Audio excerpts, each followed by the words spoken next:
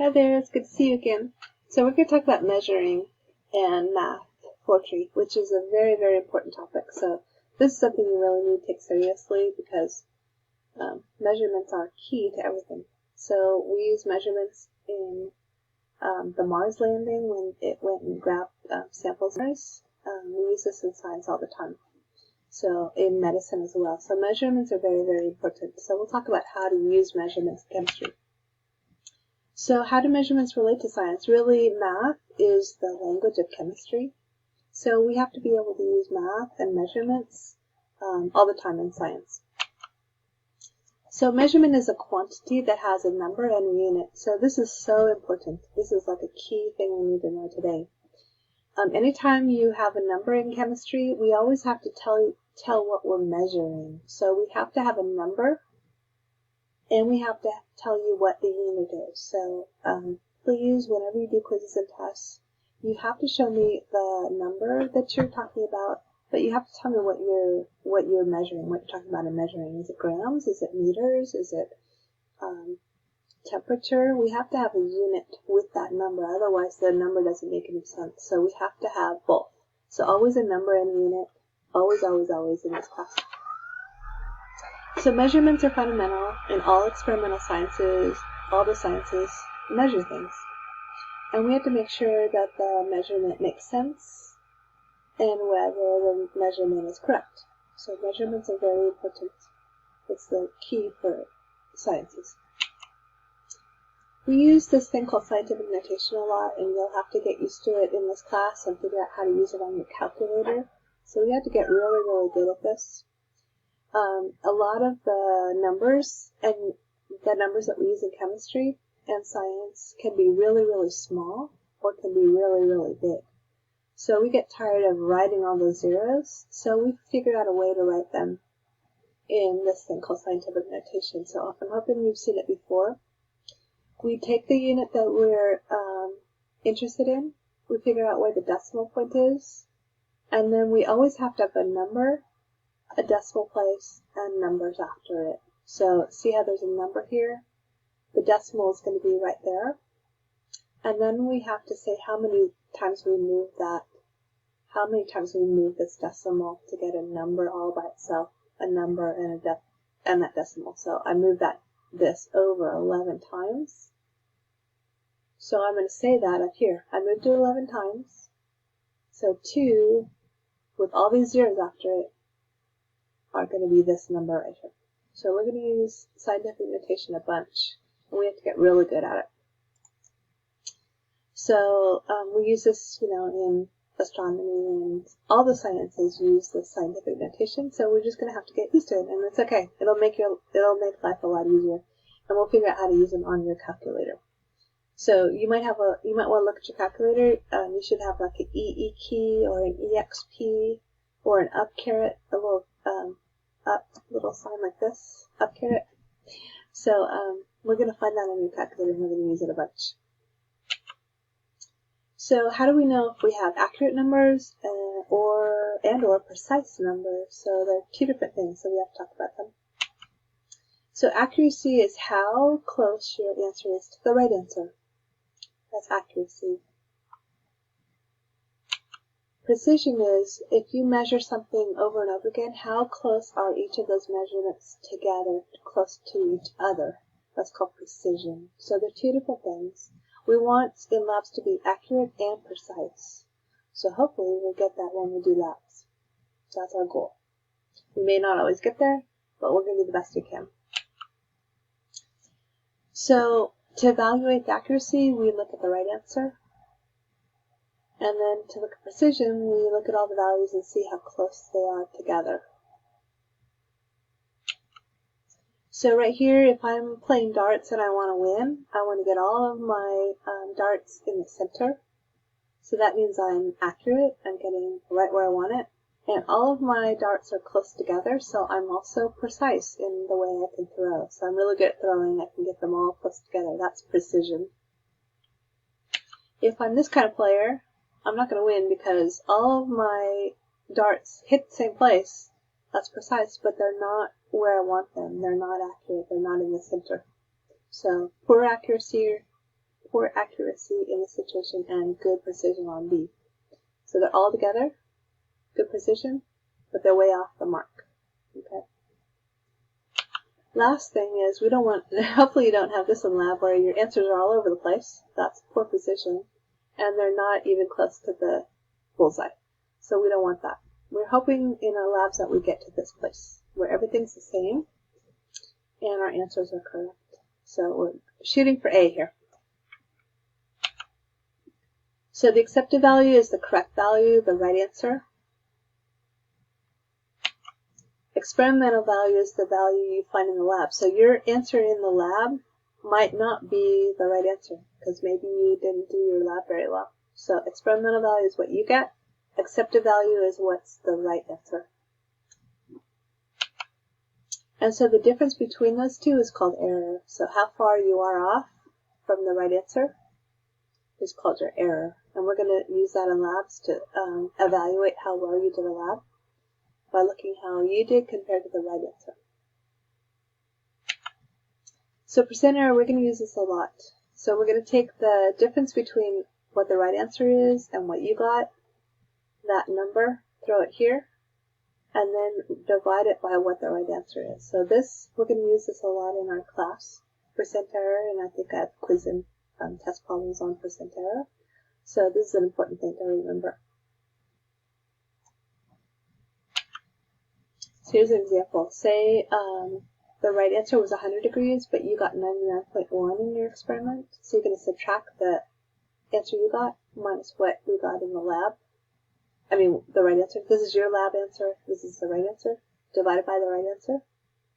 Multiply by 100. And we'll get, you got 0.9% error in your lab. So we're going to be calculating that when we do labs. And so every measuring device we use has, some of them are accurate and some are not. So we're going to hopefully use instruments in our lab that are accurate. We want to make sure that we are accurate. So we also talk about something a ton in this class. It's called significant figures. So this is really very important. And we need to have our measurements be the right number of figures. So you do this in math a lot where you round things. So in this class, now you're going to know for sure how to round things in science. So this is called significant figures. It's rounding your answer from the calculator to the right numbers, number of numbers, significant figures. So say you estimate a weight that's between here and here, and you get it to be, you think it's 2.46. So for sure we know it's 2 pounds, but we're not sure about this bottom, this extra part over here. So this number over here, we're not sure of, so it's uncertain. So we always look at how many numbers we have in our measurement, and we say the first numbers are accurate, but this one could be a little bit off, depending on our machines that we used. Uncertain. So significant figures a measurement that includes all the digits that are known. So like all these digits, 2 we know for sure. And this last one we're estimating it. So when you go on the scale, you'll see your weight bounce around, like the last pound or the last half pound will bounce around a little bit. So that one is a little bit unsure, a little bit uncertain. All the other numbers are good. The last number is a little, I'm not quite sure about. So a little uncertain.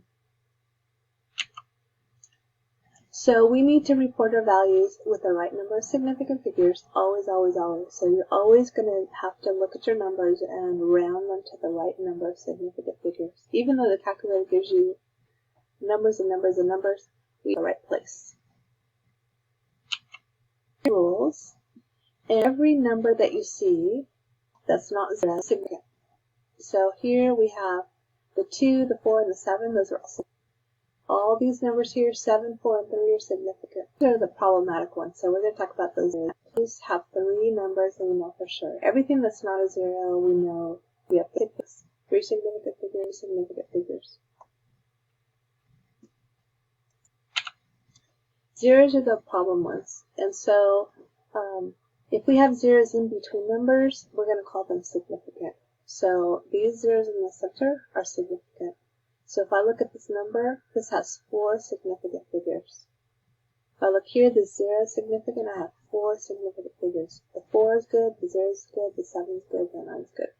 Here I have 1 is good, 5 is good, 0 is good, and 3 is good. So we have 4 significant figures in these examples. So if you see a 0 and it's in the middle of other numbers, it's good, and it's called significant. If we have numbers in the front, they're not significant, they're placeholders. So this, all these zeros don't count as significant figures. I only have 2 significant figures for those 9, the 2 9s up. And then the last thing is, if I have zeros at the end of a number, they're significant if I have a decimal somewhere. So I see a decimal here, so I have 4 numbers that are significant. All these 4 digits are significant. Here the same thing. These zeros on the end count because I see a decimal somewhere in the number. Same thing here. There's 4 significant figures here because I see a decimal and I have the zeros at the end. So these are called significant figures. And we'll use these a lot. It's going to take a while for us to get used to them, but I'll work with you on this. Very important. We're going to use those all this whole class. So here's some examples. If I measure this, the measured length is 0.6. If I have a better ruler, then I can estimate. So I can't estimate this last place because this ruler is really bad. This ruler only shows me 1 meter and it's not divided up. So I can think, well, it probably looks like it's more than half, so it's about 0.6. This ruler is better because it's marked in tens. So this is, I know for sure it's 6, probably a little bit after that, so I'm going to say 0.61 meters. Okay, but what if I get even better with even more divisions? Then I can probably say this is, I know for sure 0.6, and it's not to that place right there, it's not there, this length is not to that little division, so I can measure even better. So the better your instrument that you're using in the lab, the more significant figures you can have. So let's look at these and figure out how many significant figures. So what do you think here? I see a 1 and a 2 and a 3, so there's 3 significant figures here. Here, the zeros are in the center of numbers, so there's 5 significant figures here. This one here has zeros at the end, but there's a dot somewhere. I see a decimal place. So all of these numbers are significant, so I see 5. This one here, 2 numbers, 2 significant figures. Here, these zeros in the front do not count as sig figs, but I see a 7, I see a 0 in the middle, I see an 8, then I see a 0 at the end, and I see a decimal in the number. So this has 4 sig figs with that. This one here, no decimal place. So this is only going to have 2 significant figures. I don't see a decimal anywhere in the number, so 2 significant figures.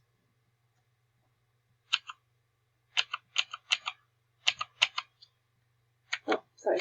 Go back. There we go.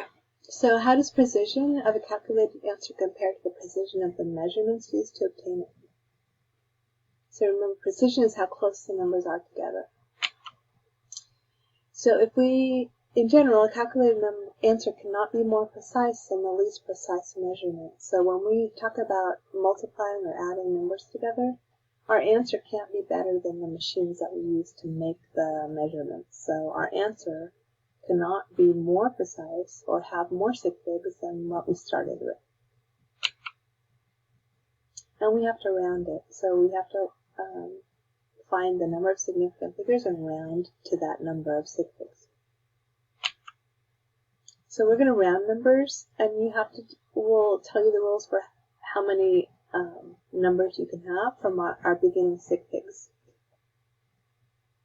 So it depends on if you're multiplying or dividing, or if you're adding and subtracting. There's 2 different rules. Most of the time we are multiplying or dividing in chemistry, so we're going to use that rule. But sometimes you have to add or subtract. So this one, say for example, I have this number, but I know my machines are aren't this great, and I have to round to 4 numbers. So you start on the left side, and you go, I have to have 4 numbers. 1, 2, 3, 4. So, and then I look at this number. Is it 5 or bigger? No. So I'm just going to get rid of it. So my answer is going to be 314.7. If I had to round this number to 2 sig figs, I'm going to start with my leftmost sig fig. Go 1, 2. Look at the third one. Is it 5 or bigger? Yes. So my answer is going to be 0.0018 when I round to 2 significant figures. What about this one? They want me to round to 2 significant figures. I'm going to start at the left. 1, 2. Look at the number after it. Is it 5 or bigger? Yes. So my answer is going to be 8800 if I round. So sometimes rounding is hard for some folks, so we have to practice that. So there's rules for adding, and there's rules for multiplying and dividing. So this one has one rule, and so we're going to look at all the digits, and we're going to round to the least number of decimal places. So if you look here, this has 2 decimal places after the dot. This has 1, and this has 2. So my answer has to go to 1 because these measurements are more precise than this measurement. So I'm going to have to round to the 10th place. So add them all up, and I'm going to have to round to that place. So what do you think I'm going to get? Look at this 6. Is it 5 or bigger? Yes, so I'm going to have to go up. So my answer is going to be 369.8. And if you did that in scientific notation, it would be that.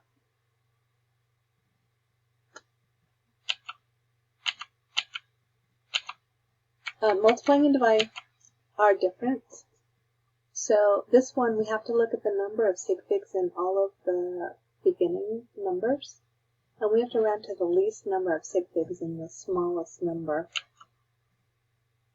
And we don't care about the decimal point so much in multiplying and dividing like we did in adding and subtracting. So let's try one of these. So if I took, how many sig figs here would you say? So this has 3 numbers, so 3 sig figs.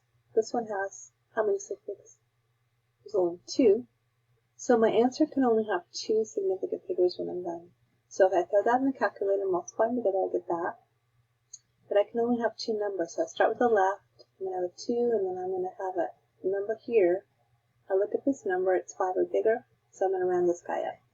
So my answer is going to be 2.6. This is going to take us a while. We're going to have to practice this a bunch, and you'll get used to it because we're going to use it all class long. So look at these other examples, and try to see how they did those.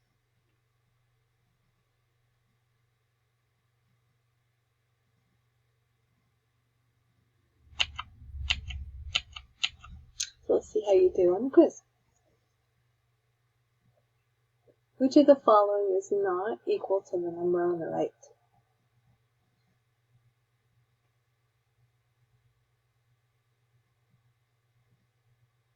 So we have to get used to this. Might be a little hard for you. We have to get used to scientific notation, but we always want to see a number, a decimal place, and then the numbers after it for it to be correct. So this one, these are equivalent because if you move this 3 more times, you can add that to the 6 and make a 9 now. So remember, we always want to have a number, a dot, scientific notation, and then this tells us how we move this dot. Which of these is most precise? What do you think?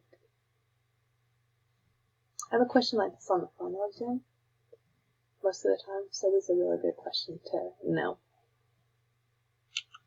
So this one, all the numbers are very, very close together. This one here, they're way different from each other. So the ones that are closest together are most precise. Last question, here we go. How many sig figs are in this measurement? Remember, zeros are the tricky ones. Let's see what you think. So this has 3 because these zeros in the front don't count. This is where we're going to start. 1, 2, 3. The 0, does it count? Yes, because I see a decimal somewhere in the number there.